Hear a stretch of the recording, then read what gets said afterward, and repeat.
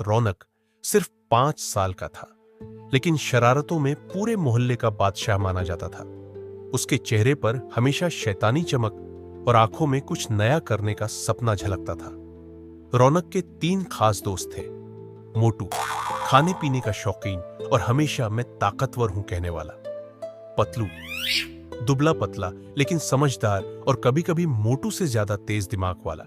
और डिस्को, जिसे नाचने का बहुत शौक था, लेकिन उसकी सबसे बड़ी मुसीबत थी कि उसकी पैंट बार बार गिर जाती थी, इसलिए वह हर वक्त दोनों हाथों से पैंट पकड़े रहता था। चारों की दोस्ती पूरे स्कूल में मशहूर थी। स्कूल में एक सूट बूट वाले मास्टर जी थे, हमेशा टाई ठीक करते रहते और बच्चों को अनुशासन अनुशासन कहते रहते।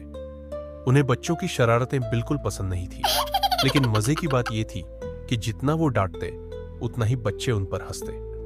मोटू का एक अजीब सा दोस्त भी था, एक बंदर। वह बंदर स्कूल के मैदान में अक्सर आ जाता और बच्चों से खेलता, पर मास्टर जी उसे बिल्कुल पसंद नहीं करते थे। कहते, ये स्कूल है या चिड़ियाघर?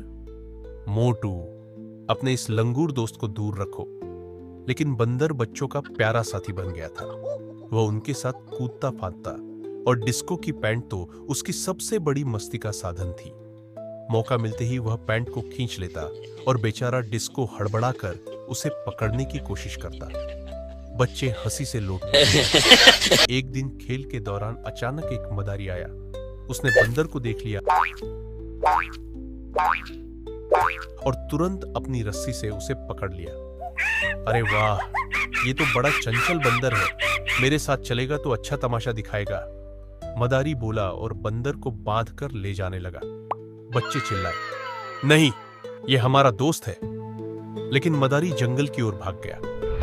रौनक की आंखों में गुस्सा था। उसने कहा, हम बंदर को बचाएंगे, कोई कुछ भी कहे हम हार नहीं मानेंगे।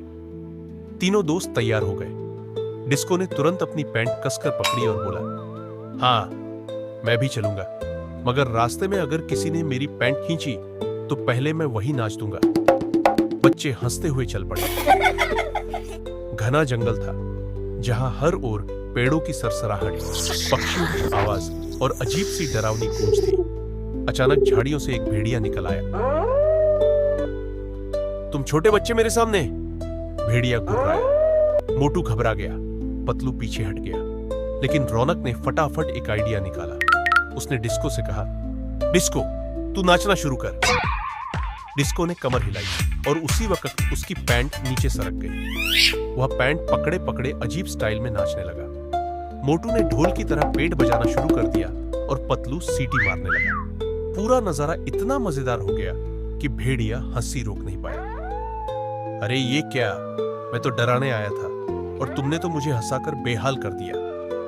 भेड़िया हंसते हंसते भाग खड़ा हुआ। जंगल के भीतर एक छोटी सी झोपड़ी में मदारी बंदर को रस्सी से बांधकर बैठा था। रौनक ने अपने दिमाग का खेल दिखाया। उसने केले का छिलका रास्ते में डाल दिया। मदारी झोपड़ी से बाहर आया और जैसे ही कदम रखा, धड़ाम, वह फिसलकर सीधे मास्टर जी की गोद में जा गिरा। असल में मास्टर जी भी बच्चों के पीछे पीछे जंगल तक आ गए थे, ये सोचकर कि ये शरारती कहीं और गड़बड़ न करे। मास्टर जी और मदारी दोनों धम्म से गिरे। बच्चे हंसी से पागल हो गए। इस बीच रौनक ने रस्सी खोलकर बंदर को आजाद कर दिया। अगले दिन स्कूल में डांस कंपटीशन था। डिस्को अपनी पैंट कसकर नाचने की कोशिश कर रहा था, लेकिन जैसे ही उसने हाथ छोड़ा, पैंट फिर नीचे। सब बच्चे हंसी से लोटपोट हो गए। फिर रौनक ने स्टेज पर एंट्री मारी।